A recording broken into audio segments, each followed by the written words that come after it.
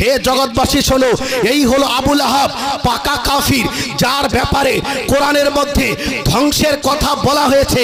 এই রকম একজন পাকা কাফিরকে যদি প্রতিদান দেওয়া হয়, ফামা হালুল মুসলিমি আল মুওয়াহিদি আল্লাযী ইয়াসুররু বিমাউলিদিহি। হে জগৎবাসী শোনো, আবু লাহের মতো একজন কাফিরকে যদি খুশি পালন করার জন্য প্রতিদান দেওয়া হয়, তো যে ব্যক্তি মুসলমান, যে নবীর কলমা পাঠ করেছে, নবীর উপরে ঈমান এনেছে, সে যদি নবীর আগমনে খুশি পালন করে, তাহলে তাকে কত নেকি দেওয়া যেতে পারে, বলেন সুবহানাল্লাহ। তোমরা নিজেরাও রাদ্দুল মুহতারকে প্রকাশ করো, তোমরা নিজেরাও এই কিতাবকে ছাপিয়েছো।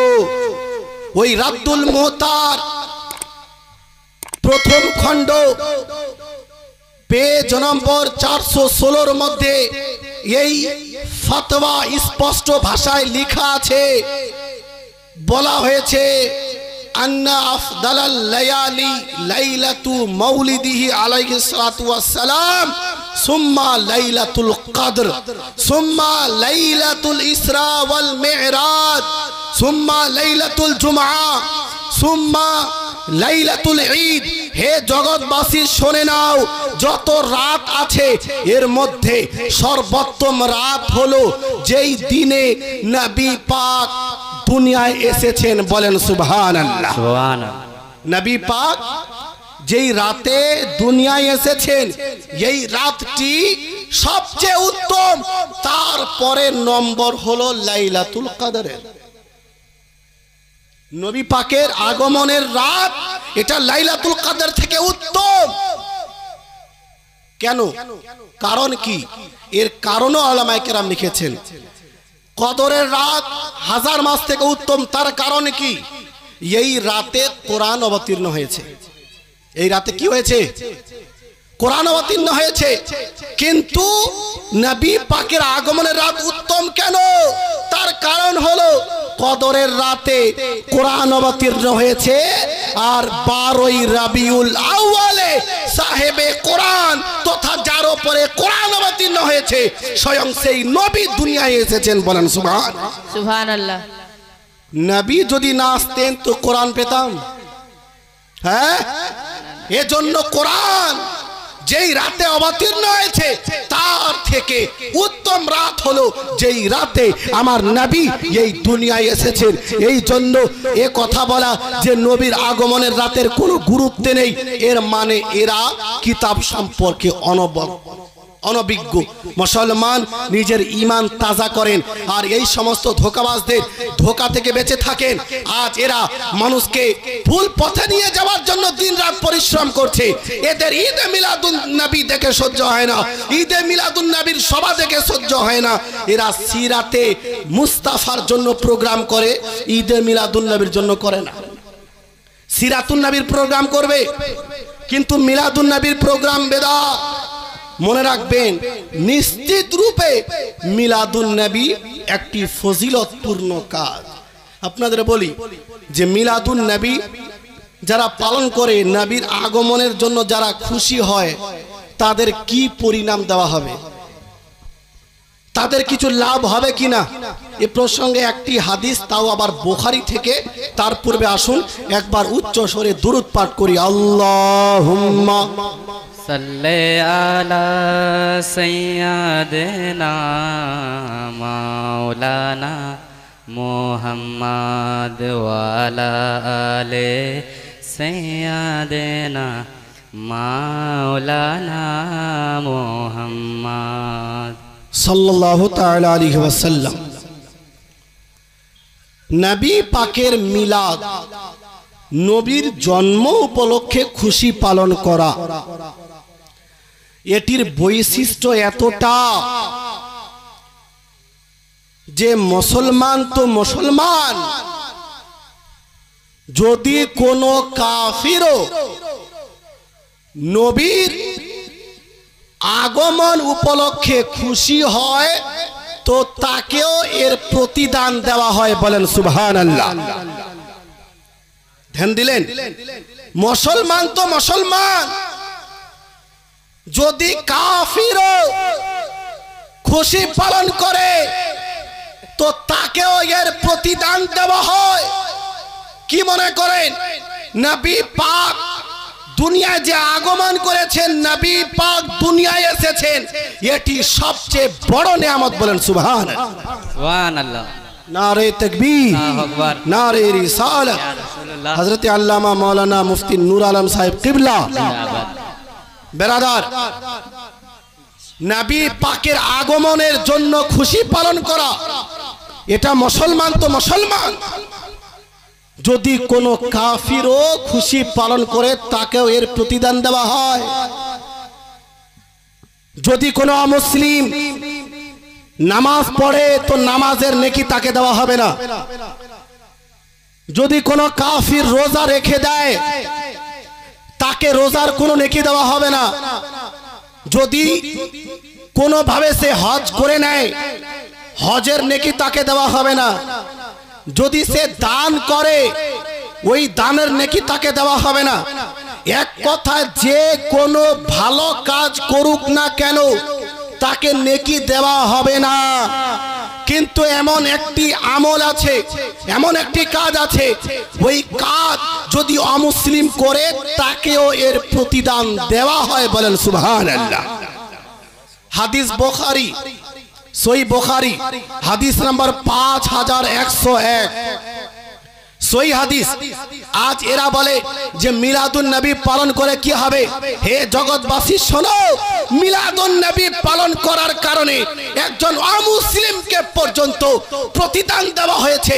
এটার দলিল বুখারী শরীফের মধ্যে আছে। বলেন সুবহানাল্লাহ। সুবহানাল্লাহ। আবু লাহাব কে জানে না? পাকা কাফির, এত বড় কাফির যে তার নামে একটি সূরা পর্যন্ত আছে, তার নামে সূরা পর্যন্ত। এবার নাম নিয়ে তার ধ্বংসের কথা বলা হয়েছে। তাব্বাত ইয়াদা আবি লাহাব, ধ্বংস হয়ে যাক আবু লাহাবের হস্তদ্বয়। আবু লাহাব এত বড় কাফির, তার ধ্বংসের কথা কোরআনের মধ্যে নাম নিয়ে। কিন্তু ওই আবু লাহাবকে জিজ্ঞেস করুন, আবু লাহাব তোমার যে ইন্তেকাল হয়েছে, ইন্তেকালের পরে তোমার সঙ্গে কি ব্যবহার করা হয়েছে? রেফারেন্স দিয়েছি বুখারী শরীফ 5101 নম্বর হাদিস।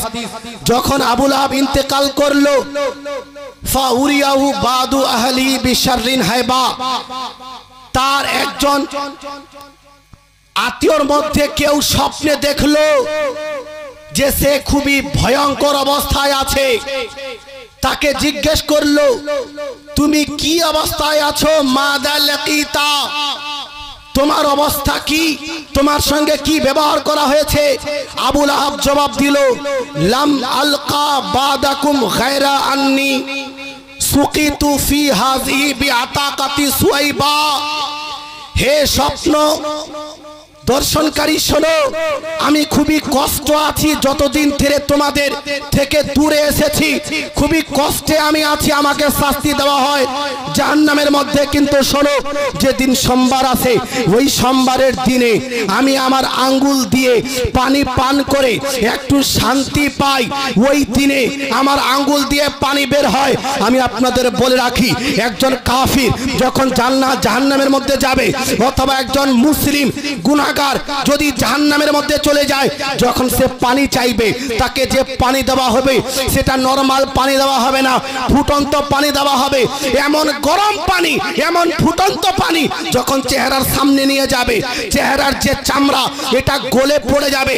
এমন ফুটন্ত পানি তাকে পান করার জন্য দেওয়া হবে, কিন্তু সে বাধ্য, ওই ফুটন্ত পানি সে বাধ্য হয়ে পান করবে। কিন্তু আবু লাহাবের মতো এত বড় পাকা কাফির, তাকে সোমবারের দিনে নরমাল পানি দেওয়া হচ্ছে পান করার জন্য। জিজ্ঞেস করুন কেন এই পানি তোমাকে কেন দেওয়া হচ্ছে? তো আবু লাহাব জবাব দিলে, শোনো, যেই দিন আমার ভাতিজা মুহাম্মদ এই দুনিয়ায় এসেছিল সেই দিনে আমার দাসী তার বাড়িতে ছিল। যখন মুহাম্মাদের জন্ম হলো তো আমার দাসী আমাকে সে খবর দিল, আবু লাহাব তোমার ভাতিজা জন্মগ্রহণ করেছে, মুহাম্মদ নামে একজন ছেলে দুনিয়ায় এসেছে। এই খুশির সংবাদ শুনে আমি সঙ্গে সঙ্গে তাকে আজাদ করে দিলাম, মুক্তি দান করলাম। তুমি আমার অনেক খিদমত করেছো, আমার অনেক সেবা করেছো, যাও। এই খুশির সংবাদ দেওয়ার কারণে আর এরপর থেকে আমার কোনো সেবা করতে হবে না, আমার কোনো কাজ করতে হবে না। এই খুশির সংবাদ দেওয়ার জন্য তোমাকে মুক্তি দিয়ে দিলাম। এই যে আমি খুশি পালন করেছিলাম আমার ভাতিজার জন্ম নিয়ে, এই খুশি পালন করার জন্য আমার আঙ্গুল থেকে পানি বেরোচ্ছে, আর আমি ওই পানি পান করে শান্তি পাচ্ছি। বলেন সুবহানাল্লাহ।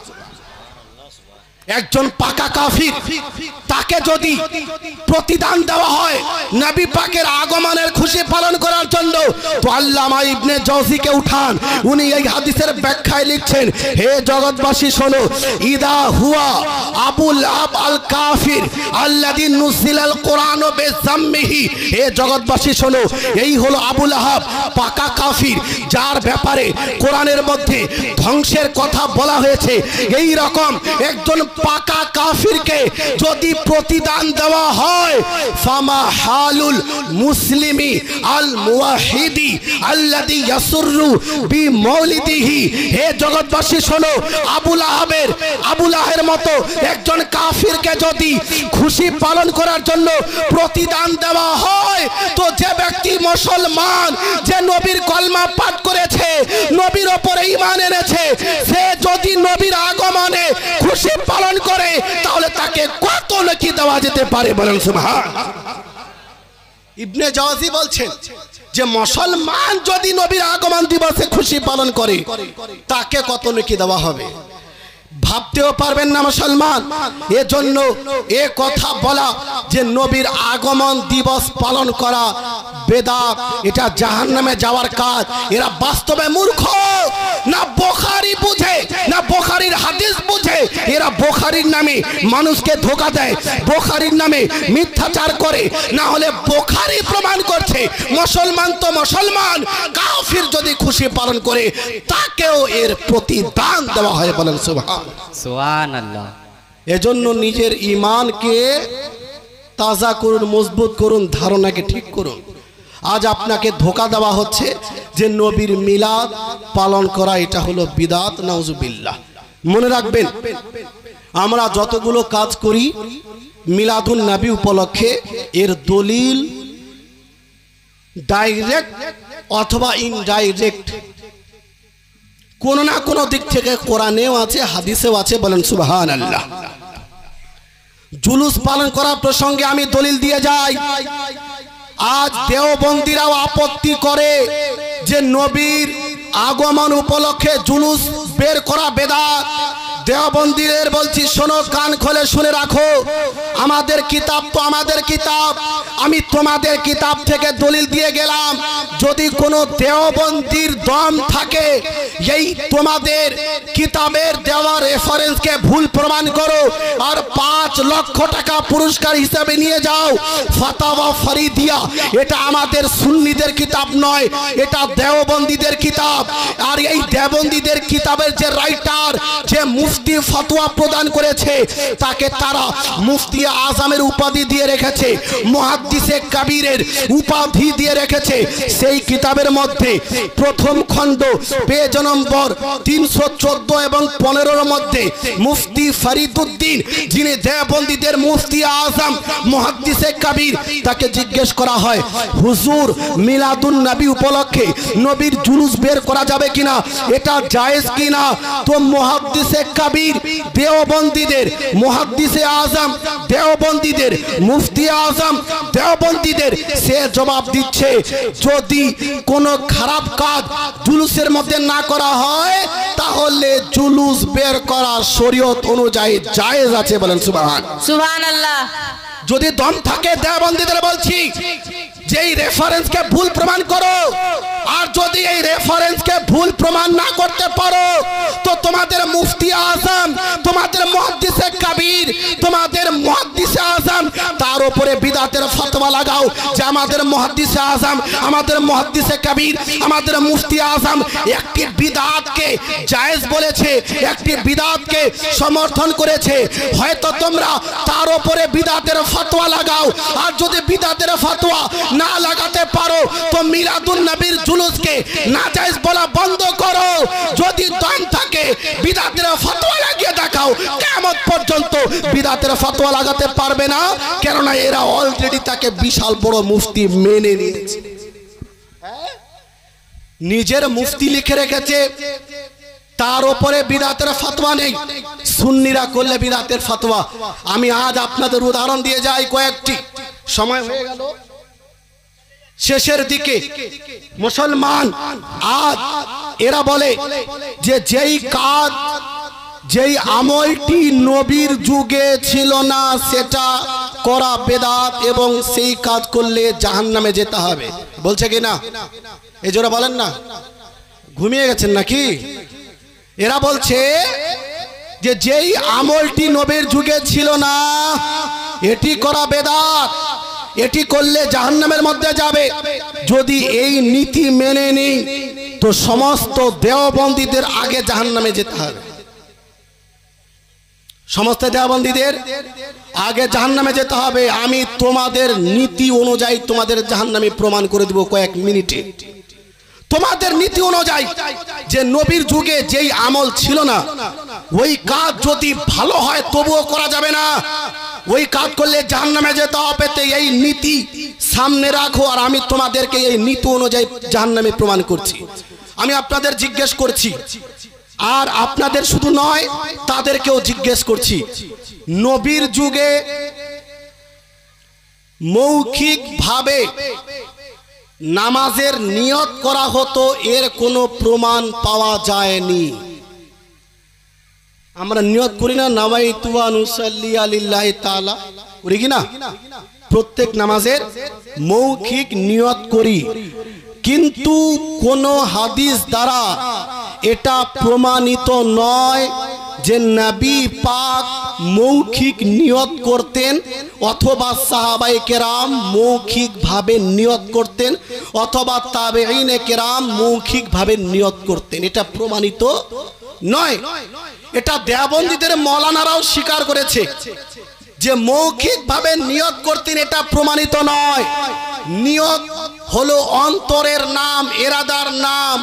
আপনি জোহরের নামাজ পড়তে গেছেন, আপনার অন্তরে এ কথা আছে যে আমি জোহরের 4 রাকাত ফরজ নামাজ আদায় করছি এই ইমামের পিছনে, এই যে নিয়ত আপনার অন্তরে আছে এটাই নামাজ সঠিক হওয়ার জন্য যথেষ্ট।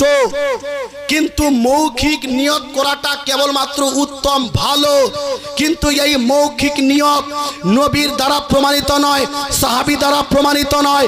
দেওবন্দীদের জিজ্ঞেস করতে চাই, তোমরাও এই নীতিকে মেনে নিয়েছো যে নবীর যুগেও মৌখিক ভাবে নিয়ত করা হতো, এর প্রমাণ পাওয়া যায় না, অথচ তোমরা তোমাদের কিতাব ফাতাওয়া দারুল উলুম দেওবন্দের মধ্যে লিখে রেখেছো মৌখিক ভাবে নিয়ত করা হলো মুস্তাহাব। কি মৌখিক ভাবে নিয়ত করা মুস্তাহাব? আমরাও মুস্তাহাব বলি, তারাও মুস্তাহাব বলে। তো নিয়ত, মৌখিক নিয়ত নবীর যুগে ছিল না, সাহাবায়ে কেরামের যুগে ছিল না। তো যেটা নবীর যুগে ছিল না সেটা যদি বেদাত হয় তো তোমরা নিজেদের উপরে বিদাতের ফতোয়া লাগিয়ে দেখাও যে নবী মৌখিক নিয়ত করতেন না, আমরা করে বিদাতি হয়েছি। তোমরাও মৌখিক নিয়তকে সাপোর্ট করো, সমর্থন করো এবং মৌখিক ভাবে নিয়ত করো। তো এটা কোন হাদিসের ভিত্তিতে? কিয়ামত অবধি কোন দেওবন্দি কোন হাদিস দিয়ে প্রমাণ করতে পারবে না যে নবী পাক মৌখিক ভাবে নিয়ত করেছেন অথবা করতে বলেছেন, কোন দলিল নেই।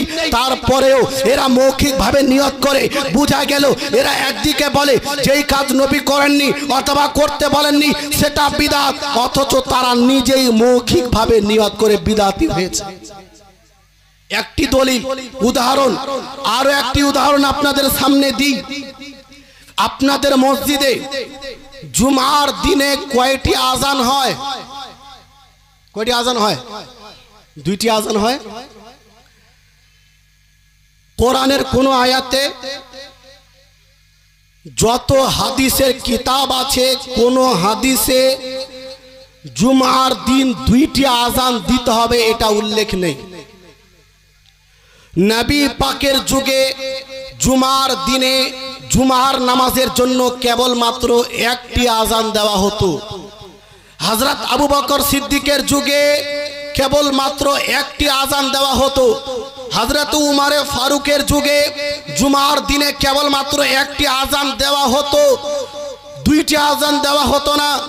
একটি আজান কোনটি? যেটা খুতবার আগে দেওয়া হয়, সেই আজান নবীর যুগে দেওয়া হতো, আবু বকর সিদ্দিকের যুগে দেওয়া হতো, হযরত উমারে ফারুকের যুগে দেওয়া হতো।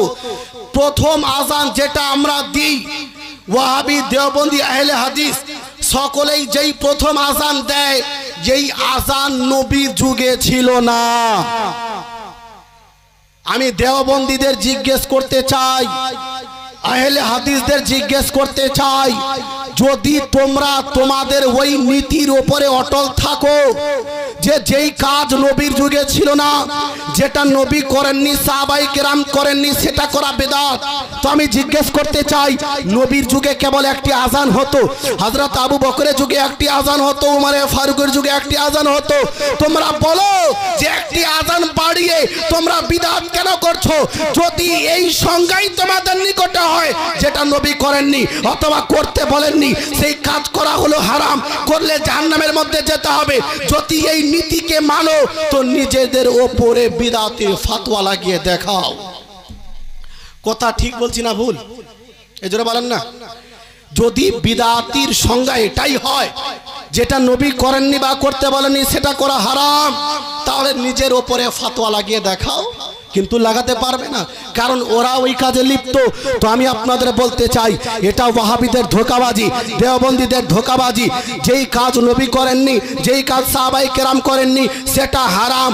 কোরআনের মধ্যে, হাদিসের মধ্যে এমন কোনো কথাই নেই যেখানে এই কথা উল্লেখ করা হয়েছে, বরং হাদিসের মধ্যে এ কথা আছে যে ভালো কাজ যদি নবীর যাওয়ার 1000 বছর পরেও কেউ তৈরি করে, যদি ইসলামের জন্য সেটা লাভজনক হয়, মুসলমানদের জন্য সেটা লাভজনক হয়, তাহলে যদিও সেটা নবীর যুগে ছিল না, সাহাবায়ে কেরামের যুগে ছিল না, তবুও সেটা জায়েজ হবে, সওয়াবের কাজ হবে। বলেন সুবহানাল্লাহ। আমি দলিল দিই, মুসলিম শরীফ হাদিস নাম্বার 1017। কত বললাম? এরা বলে যে যেটা ছিল না ওটা করাই বিদআত। যদি এমনটাই হয় তো তোমরা নিজের এই নীতি অনুযায়ী নিজেই বিদআত হবে। আমার একটি টোটাল একটি এই টপিকের ওপর একটা ভিডিও আপলোড করা আছে ইউটিউবে, যে ওয়াহাবিরা নিজের সংজ্ঞা অনুযায়ী নিজেই বিদআতি, দেওবন্দীরা বিদআতের যে সংজ্ঞা করে ওই সংজ্ঞা অনুযায়ী তারা নিজেই বিদআতি। আর আমি 5 লক্ষ টাকা পুরস্কারের কথাও বলেছি যে ওয়াহাবি দেওবন্দীরা যেই বিদআতের সংজ্ঞা করে ওই সংজ্ঞা অনুযায়ী যদি নিজেদেরকে বিদআতি হওয়া থেকে বাঁচাতে পারে তো আমি গুলজার আলী মিসবাহী 5 লক্ষ টাকা পুরস্কার দেব। আজ পর্যন্ত কোন দেওবন্দী অ্যাকসেপ্ট করেনি এই চ্যালেঞ্জকে। আমি আবারও এখানে করছি, আমি দেওবন্দীদেরও বলছি আর ওয়াহাবিদেরও বলছি, তোমরা যেই বিদআতের সংজ্ঞা করো আমি তোমাদেরকে তোমাদের সংজ্ঞা অনুযায়ী বিদআত প্রমাণ করে দেব, আর যদি না পারি 5 লক্ষ টাকা তোমাদের পুরস্কার দেব। দম থাকলে চ্যালেঞ্জ অ্যাকসেপ্ট করো। এই কালিয়াচকের ময়দানে, কালিয়াচকে কোনো না কোনো জায়গা আমরা মুনাজারা করার জন্য প্রস্তুত, কিন্তু এরা কোনোদিন অ্যাকসেপ্ট করবে না, কেননা এরা নিজেও জানে যে আমরা যেই সংজ্ঞা করি ওই সংজ্ঞা অনুযায়ী আমরা নিজেরাও বিদআতি, কিন্তু নিজেদের বলবে না, সুন্নিদেরকে বিদআতি বলে প্রচার করবে। এই তো এদের অভ্যাস। আমি বলছিলাম যে ভালো কাজ যদি নবীর দুনিয়া ছেড়ে যাওয়ার 1000 বছর পরেও তৈরি হয়, ওই ভালো কাজ করলে সওয়াব পাওয়া যাবে। বলেন সুবহানাল্লাহ। রেফারেন্স দিয়ে দিয়েছি, নবী আলাইহিস সালাম বলেন, মান সান্না ফিল ইসলামে সুন্নাতান হাসানা ফালাহু আজরুহা ওয়া আজরু মান আমিলা বিহা। হে আমার উম্মতিরা শোনো, যে ব্যক্তি ইসলাম ধর্মে কোনো ভালো প্রথা চালু করলো, কোনো ভালো নিয়ম চালু করলো, ভালো নীতি চালু করলো, তো যে ব্যক্তি চালু করেছে, সূচনাকারী, আবিষ্কারক, সে তো নেকি পাবে, এবং যারা ওই নতুন ভালো কাজের ওপরে আমল করবে তারাও নেকি পাবে। বলেন সুবহানাল্লাহ। সুবহানাল্লাহ।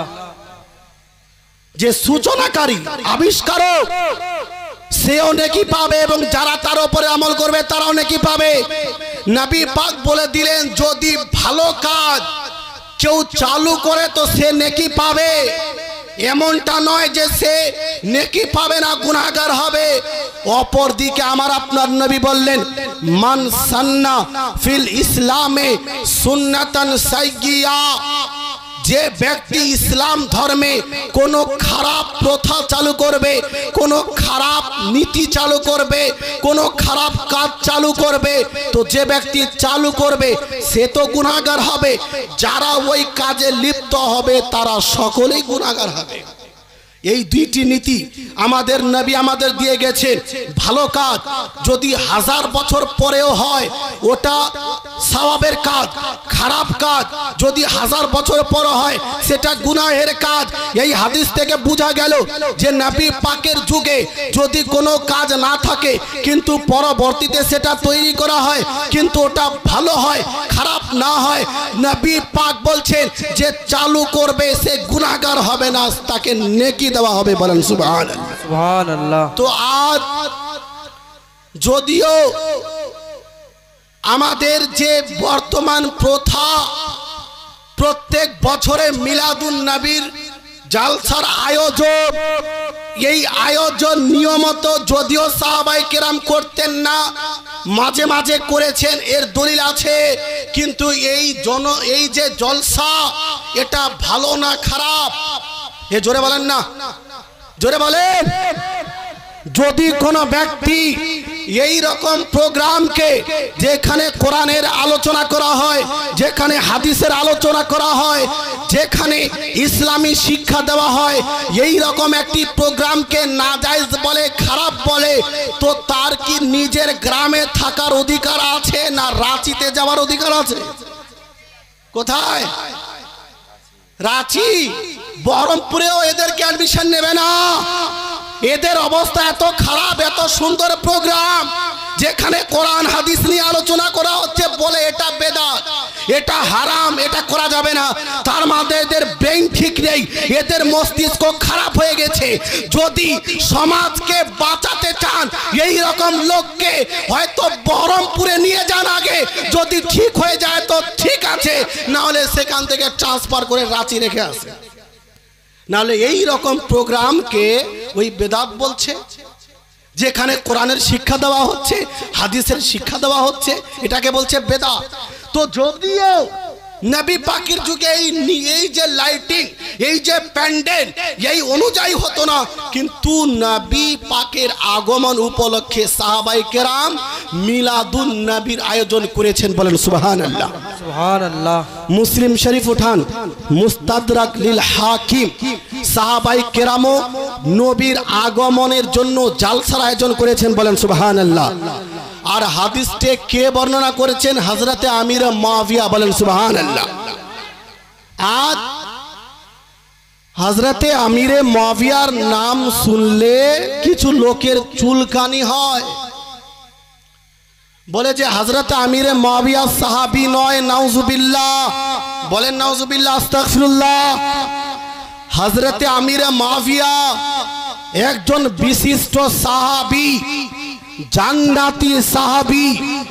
আর যারা শিয়াদের অনুসরণ করে হযরতে আমিরে মুআবিয়ার সম্মানার্থে কুবাক্য প্রয়োগ করছে, এরা বাস্তবে সুন্নি নয়, এরা হলো গুমরাহ, পথভ্রষ্ট।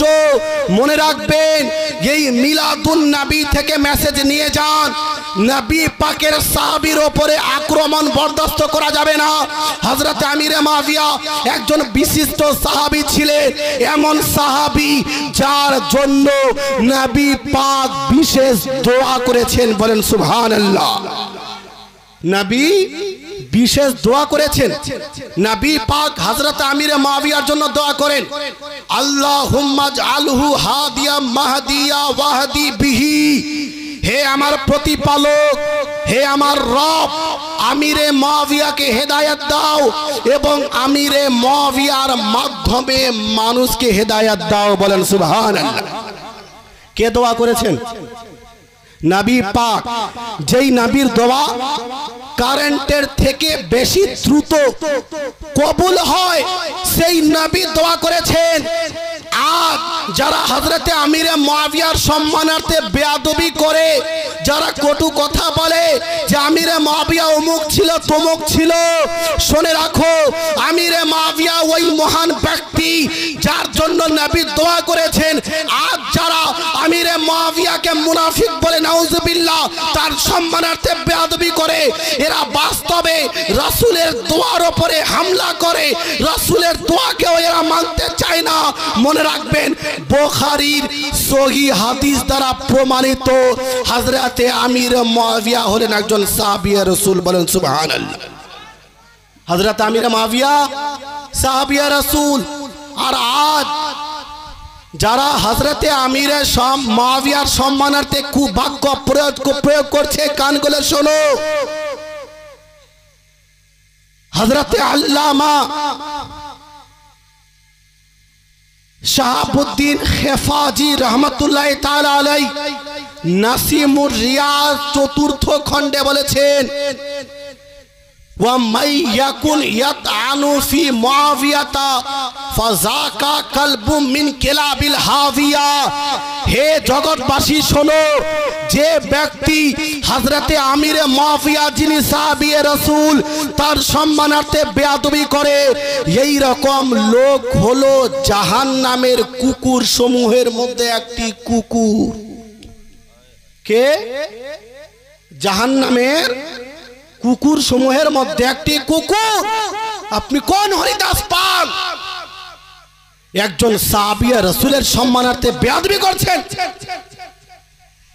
যেই আমিরে মুআবিয়ার জন্য স্বয়ং আমির নবী দোয়া করেছেন, মওলায়ে কায়নাত এবং হযরতে আমিরে মুআবিয়ার মধ্যে যা হয়েছে সেই সম্পর্কে আপনি কোন হরিদাস পাল মুখ খোলার? সাহাবীদের মধ্যে যা কিছু হয়েছে সেটা নিয়ে কোনো কুমন্তব্য করা যাবে না।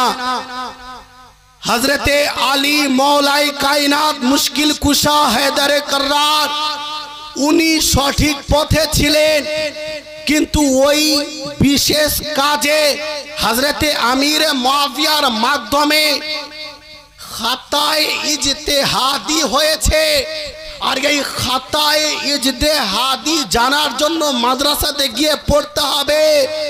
ওই কোন শিয়ার বক্তব্য শুনলে হবে না। খাতায়ে ইজতিহাদি এটা কোনো গুনাহের কাজ নয়, এতে গুনাহ হয় না, বরং একটি সওয়াব পায়। বলেন সুবহানাল্লাহ। অনেক সময় নিজের গবেষণা অনুযায়ী মানুষ নিজেকে ঠিক মনে করে, কিন্তু বাস্তবে ব্যতিক্রমে তার মাধ্যমে ভুল হয়ে যায়। তো শরীয়ত বলছে, যদি নিয়ত ভালো থাকে গবেষণা করার, গবেষণা করতে গিয়ে যদি মিস্টেক হয় তো গুনাহগার হবে না, তাকেও একটি নেকি দেওয়া হবে। হযরতে আমির মুআবিয়া ওই কাজ করার পরেও একটি নেকির হকদার হয়েছে। হযরতে মওলাই কায়নাত সঠিক পথে থাকার কারণে দুইটি নেকির হকদার, দুই জনে নেকি অর্জন করেছেন। কিন্তু আপনি হযরতে আমির মুআবিয়ার সম্মানার্থে বেয়াদবি করে নিজেকে জাহান্নামের মধ্যে নিয়ে যাচ্ছেন। মনে রাখবেন, যে ব্যক্তি হযরতে আমির মুআবিয়ার সম্মানার্থে বেয়াদবি করে, এই রকম লোক সুন্নিয়ত থেকে বেরিয়ে জাহান্নামী হয়ে যাবে। কি হয়ে যাবে? এজন্য বলেন, হযরতে আমির মুআবিয়ার সম্মানার্থে আজ কিছু মুরিদ বেয়াদবি করছে। একটি কথা বলি, কান খুলে শুনে রাখো। তুমি যেই পীরের মুরিদ, আমি যেই পীরের মুরিদ, হযরত যেই পীরের মুরিদ, যে কোন পীরের আমরা মুরিদ হই না কেন, আমাদের যেসব পীর আছে তাদের থেকে হাজার গুণে উত্তম হলেন হযরত আমির মুআবিয়া। এই জোরে বলা যাবে না? হাজার হাজার গুণে উত্তম আমির মুআবিয়া। যে কোনো পীরের আপনি মুরিদ হন না কেন, হযরত আমিরে মুআবিয়া হলেন সাহাবিয়ে রাসূল। কে? সাহাবী। আর সাহাবী নিজে তো জান্নাতি, তাদের সম্মান কতটা শুনুন। নবী আলাইহিস সালাতু ওয়াস সালাম বলেন, তিরমিজির হাদিস, লা তামুসুন নারু মুসলিমান রানি আও রামার রানি। হে আমার উম্মত উম্মতিরা শোনো, যে ব্যক্তি আমার দর্শন লাভ করলো অথবা আমার দর্শনকারীকে দেখলো, মানে সরাসরি আমি নবীকে দেখলো অথবা কোন সাহাবীকে দেখলো, এই রকম মুসলমানকে দোজখের আগুন স্পর্শ করতে পারবে না। বলেন সুবহানাল্লাহ। আমিরে মুআবিয়া একজন নবীর সাহাবী, উনি নিজে তো জান্নাতি, যারা তার দর্শন করেছে ঈমান অবস্থায় গেছে সেও জান্নাতি হয়ে গেছে। বলেন সুবহানাল্লাহ। এজন্য বলি হযরত আমিরে মুআবিয়ার সম্মানার্থে বেয়াদবি করা চলবে না। যে ব্যক্তি বেয়াদবি করবে সে আহলে সুন্নাত থেকে বেরিয়ে জাহান্নামী হয়ে যাবে। এটা আমি এজন্য বলা প্রয়োজন মনে করলাম যে আজ অনেকেই নিজেকে সুন্নি বলে কিন্তু হযরত আমিরে মুআবিয়ার সম্মানার্থে বেয়াদবি করে। মনে রাখবেন, কোন সুন্নি কোন সাহাবীর সম্মানার্থে বেয়াদবি করতে পারে না। কথা এই জন্য আসলো যে হযরতে আমিরে মুআবিয়া ওই হাদিসটি বর্ণনা করেছেন, যেই হাদিসে আছে সাহাবায়ে কেরাম নবীর আগমনের খুশিতে জালসার আয়োজন করেছেন। বলেন সুবহানাল্লাহ। হযরতে আমিরে মুআবিয়া বলছেন, নবী আলাইহিস সালাতু ওয়াস সালাম একদিন একটি জালসার নিকট দিয়ে কোথাও যাচ্ছিলেন। জিজ্ঞেস করলেন নবী পাক, মা আজলাসাকুম হাহুনা, হে আমার সাহাবায়ে কেরাম তোমরা এখানে জালসার আয়োজন কেন করেছো? এই জালসার আয়োজন কেন? সাহাবায়ে কেরাম দুইটি জবাব দিয়েছেন। তার মধ্যে একটি হলো, আমরা মুসলমান হয়েছি, জালাসনা, আমরা এখানে এই জন্য বৈঠক করেছি, এই জন্য জলসা করেছি, আলা মা হাদানা লিল ইসলাম, আল্লাহ পাক আমাদেরকে মুসলমান বানিয়েছেন, ইসলামের মাধ্যমে আমাদের হেদায়েত দান করেছেন, এই খুশিতে আমরা এই জালসার আয়োজন করেছি। বলেন সুবহানাল্লাহ। এই একটি কারণ। দ্বিতীয় কারণ, আজ যেই ওয়াহাবিরা বলে যে নবীর আগমনের জন্য জালসার আয়োজন করা বেদাত, জাহান্নামী যাওয়ার কাজ, তাদের বলি শোনো, সাহাবায়ে কেরাম দ্বিতীয় জবাব কি দিচ্ছেন? ওয়া মান্না আলাইনা বিকা ইয়া রাসূলুল্লাহ, আপনি যে আমাদের নিকটে এসেছেন, আপনার যে আগমন ঘটেছে, আপনি যে দুনিয়ায় এসেছেন এবং আপনার মাধ্যমে যে আমরা ইসলাম পেয়েছি, এই খুশিতে এই জালসার আয়োজন করেছি। বলেন সুবহানাল্লাহ। এই খুশিতে কি করেছি? জালসার আয়োজন।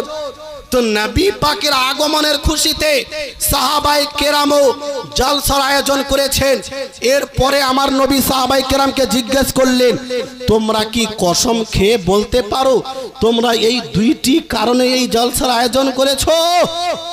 সাহাবায়ে কেরাম কসম খেয়ে বললেন যে খোদার কসম, আমরা এই দুইটি কারণে এই জালসার আয়োজন করেছি। পরিশেষে নবী পাক বললেন, শোনো, আমি তোমাদেরকে কসম এই জন্য করতে বলিনি যে আমি তোমাদের সন্দেহ করেছি, তোমরা মিথ্যা কথা বলছো এই জন্য নয়। শোনো, আতানি জিবরিল, তোমরা যে এই জালসার আয়োজন করেছো আল্লাহর হামদ সানা করার জন্য এবং আমার দুনিয়াতে আসার জন্য, এই যে জালসার আয়োজন এটাকে আল্লাহ পাক এত পছন্দ করে নিয়েছেন। আতানি জিবরিল ফাখবারানি, জিবরিল আলাইহিস সালাম আমার কাছে এসেছিল এবং আমার কাছে এসে আমাকে খবর দিল, আন্নাল্লাহ তাবারাকা ওয়া তাআলা ইউবাহি বিকুমুল মালাইকা, এই যে তোমরা আল্লাহর হামদ সানা করার জন্য এই জালসার আয়োজন করেছো, আমার আগমনের জন্য এই জালসার আয়োজন করেছো, এটাকে আল্লাহ পাক এত পছন্দ করে নিয়েছেন যে আল্লাহ পাক ফেরেশতাদের নিকটে তোমাদের চর্চা করছে যে আজ আমার অমুক অমুক বান্দা এই দুইটি কারণে জালসার আয়োজন করেছে। বলেন সুবহানাল্লাহ। আল্লাহ পাক কি করছেন? চর্চা, যে আমার বান্দারা আমার দেওয়া ইসলাম পাওয়ার জন্য এবং আপনার প্রেরিত নবীকে পাওয়ার জন্য জালসার আয়োজন করেছে। তো বোঝা গেল নবীর আগমনের খুশিতে জালসার আয়োজন করা এটা হারাম নয়, এটা সাহাবায়ে কেরামের সুন্নাত। বলেন সুবহানাল্লাহ। একবার দুরূদ পাঠ করুন, আল্লাহুম্মা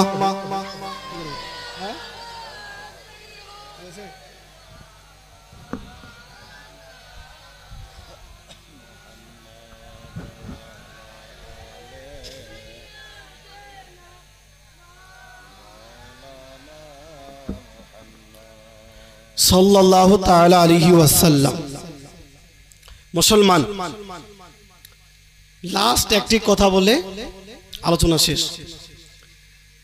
আজ মিলাদুন নবী উপলক্ষে আমরা শিরনির আয়োজন করি, শিরনির ব্যবস্থা করি কি করি না? কেউ বিরিয়ানির ব্যবস্থা করে, কেউ খিচুড়ির ব্যবস্থা করে, কেউ পোলাওয়ের ব্যবস্থা করে, বিভিন্ন খাবারের ব্যবস্থা করে, ফাতিয়া করে সেটা বিতরণ করে মানুষকে খাওয়ায়।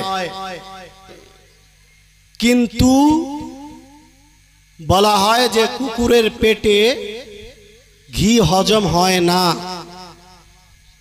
তো এরা এটাকে নিয়ে এত কুমন্তব্য করে, একজন জাহেল এই মন্তব্য করেছে যে মিলাদুন নবী উপলক্ষে যদি কেউ খিচুড়ি রান্না করে বাড়িতে দিয়ে যায় তো সেটাকে লাথি মেরে ফেলে দিবেন। বলেন নাউজুবিল্লাহ। কত বড় জাহেল, কত বড় মূর্খ আর নবীর কত বড় শত্রু হলে এই ধরনের বাক্য প্রয়োগ করতে পারে।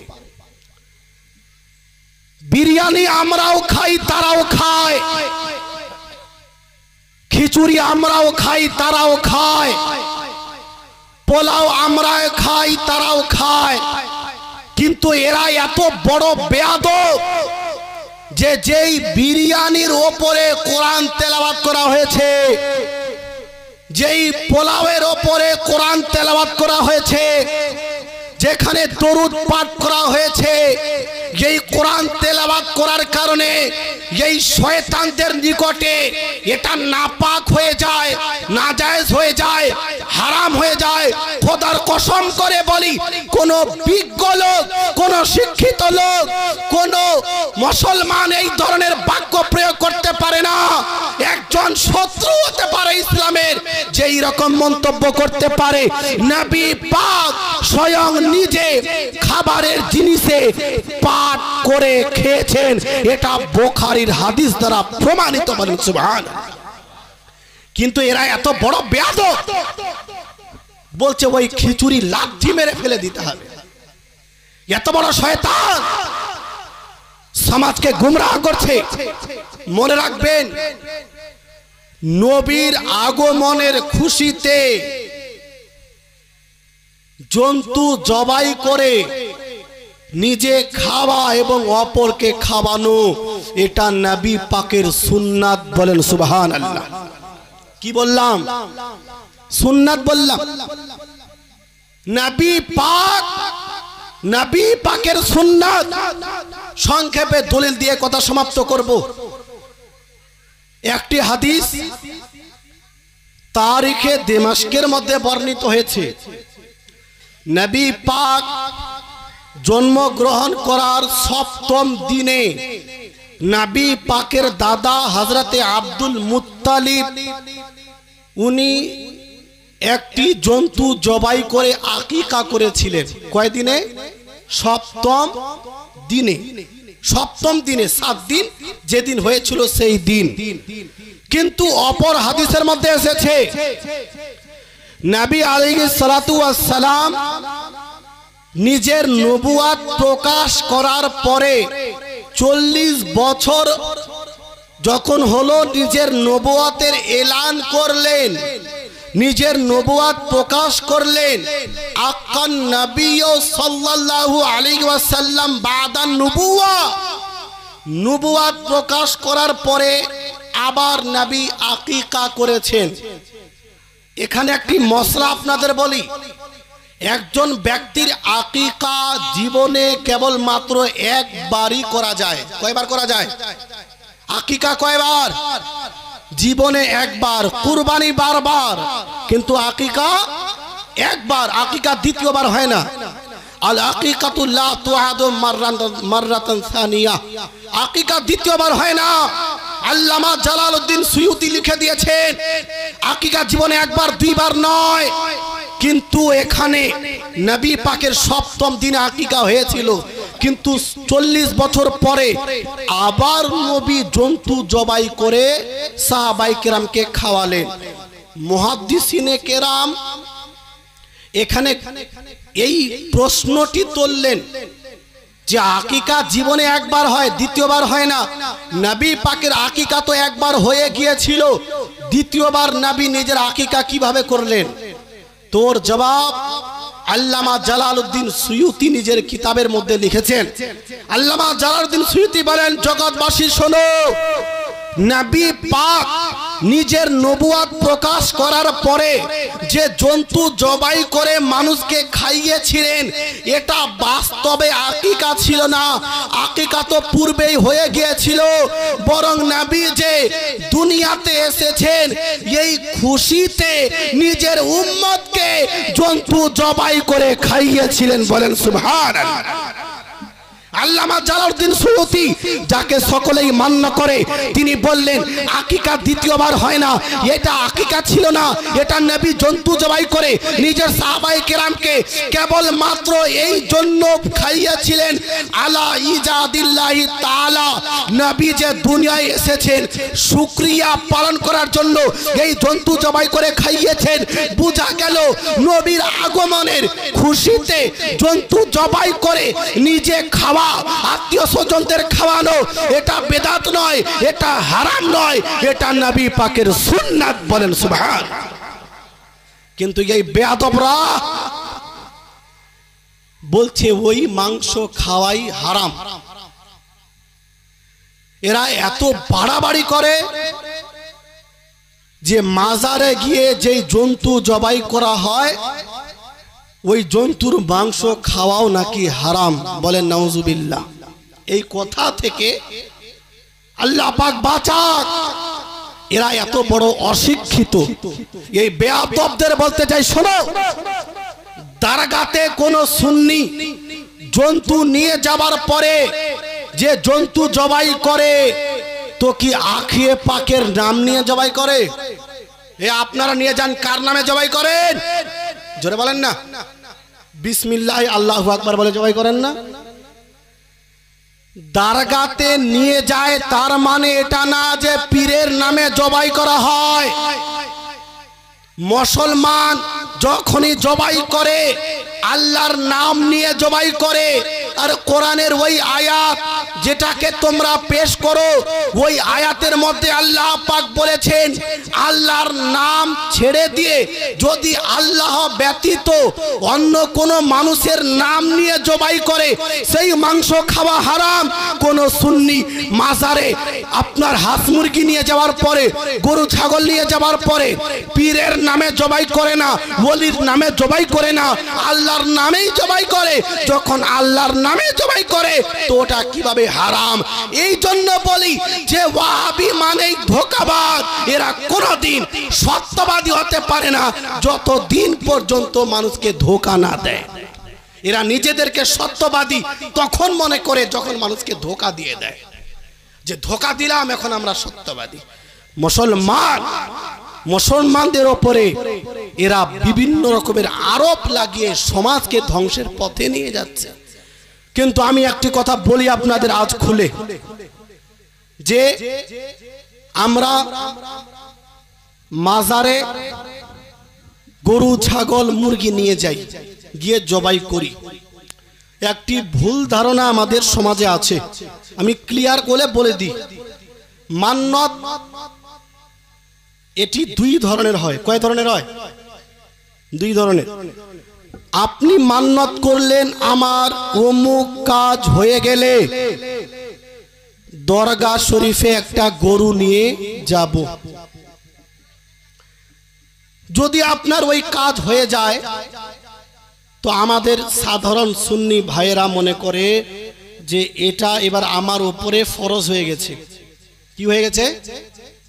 ফরজ হয়ে গেছে, বাধ্যতামূলক আমাকে ওই গরু ওই খাসি নিয়ে যেতেই হবে। যদি না নিয়ে যাই তো আমার বিশাল বড় কোনো ক্ষতি হয়ে যাবে, আমার বাড়িতে কেউ মারা যাবে, আমার বিশাল বড় কোনো ক্ষতি হয়ে যাবে, কোনো জায়গাতে অ্যাক্সিডেন্ট হয়ে যেতে পারে। বিভিন্ন রকমের ধারণা, এই ধারণা সমাজে আছে কি নাই? নাই, আছে না? এই ধারণাটা কি সঠিক না ভুল?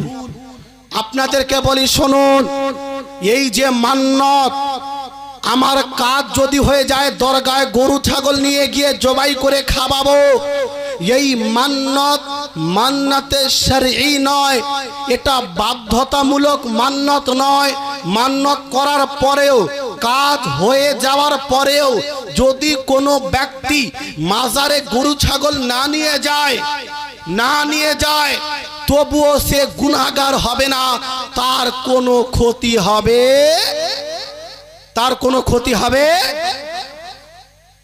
মনে করে যে আমার বিশাল বড় ক্ষতি হয়ে যাবে, আমাকে নিয়ে যেতেই হবে, ধার নিয়ে, যদি ধার না পায় তো সুদের ওপরে টাকা নিয়ে দরগাতে নিয়ে যায়। এরকমও লোক আছে, আমাদের কাছে খবর আছে। এত বাধ্যতামূলক মনে করে। মনে রাখবেন, এই মান্নত যদি কেউ করে ফেলে তো যদি সে পূরণ করে তো ঠিক আছে, ভালো। যদি পূরণ করতে পারে, সামর্থ্য থাকে, ভালো। আর যদি পূর্ণ না করতে পারে তো কোনো ক্ষতি হবে না, তার কোনো গুনাহ হবে না। এই মশলা আপনি কোথায় পেলেন যে না নিয়ে গেলে আমার বাড়িতে কেউ মরে যাবে, আমার অ্যাক্সিডেন্ট হয়ে যাবে? পীর সাহেব কি আপনার জন্য বদদোয়া করেন? না, কোন পীর কোন বলি আপনার জন্য বদদোয়া করেন না। মনে রাখবেন, শরীয়তের মাসআলা অনুযায়ী এটা বাধ্যতামূলক মান্নত নয়। যদি আপনি পূর্ণ করতে পারেন ঠিক আছে, আর যদি ব্যতিক্রমে না করতে পারেন তো আপনি গুনাহগার হবেন না, এটা মনে রাখেন। আর একটি কথা বলি, আর দ্বিতীয় প্রকারের যেটা মান্নত, যেটা আসল মান্নত, সেই মান্নত কিন্তু আজ আমরা অধিকাংশ লোক করি না। আসল মান্নত হলো নামাজ পড়ার মান্নত করা। আমার অমুক কাজ হয়ে গেলে 2 রাকাত নামাজ পড়বো। আসল মান্নত হলো এই মান্নত করা, আমার অমুক কাজ হয়ে গেলে 2টি বা 1টি রোজা রাখবো। এটা হলো আসল মান্নত। যদি ওই কাজ আপনার হয়ে যায় তাহলে জয় রাকাত নামাজ পড়ার কথা বলেছিলেন, তত রাকাত নামাজ পড়া এটা জরুরি, ওয়াজিব। অনুরূপভাবে যদি রোজার কথা বলে থাকেন, জয়টি রোজার কথা বলেছেন, জয়টি রোজা রাখা ওয়াজিব, এটা বাধ্যতামূলক। কিন্তু মুরগি ছাগল গিয়ে মাজারে জবাই করা, এই মান্নত পূর্ণ করা ওয়াজিব নয়।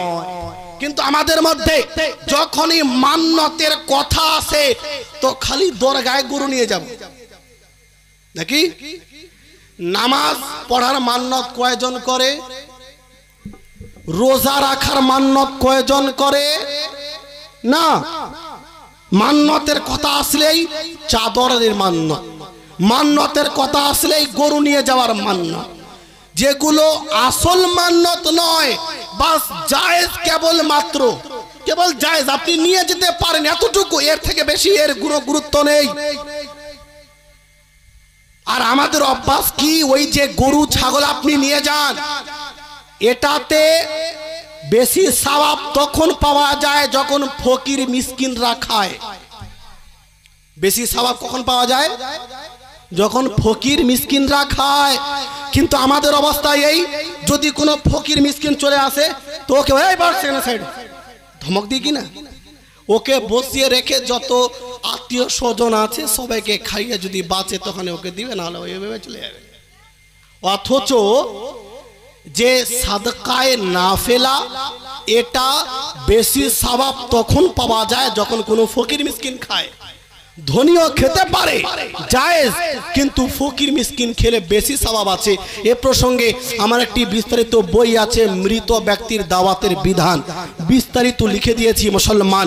এজন্য খালি মাত্র মাজারে মান্নত করবেন এমনটা নয়, খালি গরু ছাগল নিয়ে যাওয়ার মান্নত করবেন এমনটা নয়। এটাও মান্নত করুন, আমার অমুক কাজ হয়ে গেলে একটি রোজা রাখবো, আমার অমুক কাজ হয়ে গেলে 2 রাকাত রোজা 2 রাকাত নামাজ পড়বো। এটা হলো আসল মান্নত। এই মান্নত যদি কেউ করে নেয় তার কাজ হয়ে যায়, এটা পূর্ণ করা ওয়াজিব। আর মুরগি ছাগল গরু নিয়ে যাওয়ার মান্নত যদি কেউ করে, যদি নিয়ে যায় ভালো নেকির কাজ, আর যদি না নিয়ে যে যায় তাহলে কোনো রকমের গুনাহ তার হবে না। এই মশলা নিজের ব্রেনে একেবারে সেভ করে রাখুন। ধার নিয়ে অপদস্থ গরিব তারপরেও সে নিয়ে যাবে, এত কষ্ট করার প্রয়োজন কি? আপনি ছোট ছোট কাজগুলো করেন পিতামাতার জন্য, এতেও অনেক লাভবান হবেন। নামাজ পড়েন, রোজা রাখেন, হজ করেন, এর মাধ্যমেও অসংখ্য নেকি অর্জন করতে পারবেন। তবে যদি আপনি নিয়ে যান অসুবিধা নেই, না জায়েজ না জায়েজ সওয়াবের কাজ। কিন্তু বলার উদ্দেশ্য এটা, যেটা বাধ্যতামূলক নয়, নিয়ে গেলে ভালো, না নিয়ে গেলে কোনো গুনাহ হবে না। আমি এই যে এতক্ষণ ধরে বক্তব্য দিলাম এর সারাংশ 1 মিনিটে। আমরা যে মিলাদুন নবী পালন করি এর দলিল আল্লাহ এর দলিল পবিত্র কোরআন সূরা ইউনুস আয়াত নম্বর 58 মধ্যে আছে যে আমার নবীকে পেয়ে তোমরা খুশি পালন করো। মুসলমান তো মুসলমান, কোন অমুসলিমও যদি নবীর আগমনের জন্য খুশি পালন করে তাকেও প্রতিদান দেওয়া হয়। নবীর আগমনের জন্য জালসার আয়োজন করা এটা জায়েজ, বৈধ, সওয়াবের কাজ। জুলুস বের করা এটা আমি ওয়াহাবি, এটা দেওবন্দীদের কিতাব দ্বারা প্রমাণ দিয়ে দিয়েছি। দেওবন্দীদের বড় মুফতি সে এটাকে জায়েজ বলেছে। আমরা যে এই খাবার তৈরি করি মিলাদুন নবী উপলক্ষে, এটা জায়েজ, বৈধ, ভালো কাজ, সওয়াবের কাজ। মুসলমান মিলাদুন নবী পালন করলেন, হয়ে গেল। এরপরে আপনার দায়িত্ব কি? বাড়ি গিয়ে ঘুমানো না, আপনার দায়িত্ব হলো বাস্তবে নবীর ফলোয়ার হওয়া। আর বাস্তবে নবীর ফলোয়ার কখন হবেন?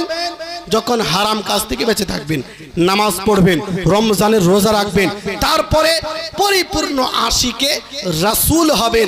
আমাদের সকলের কর্তব্য যেন নবীর শরীয়তের উপরে পরিপূর্ণভাবে আমিল হয়ে আমল করে নবী পাককে খুশি করতে পারি, আল্লাহ পাককে খুশি করতে পারি।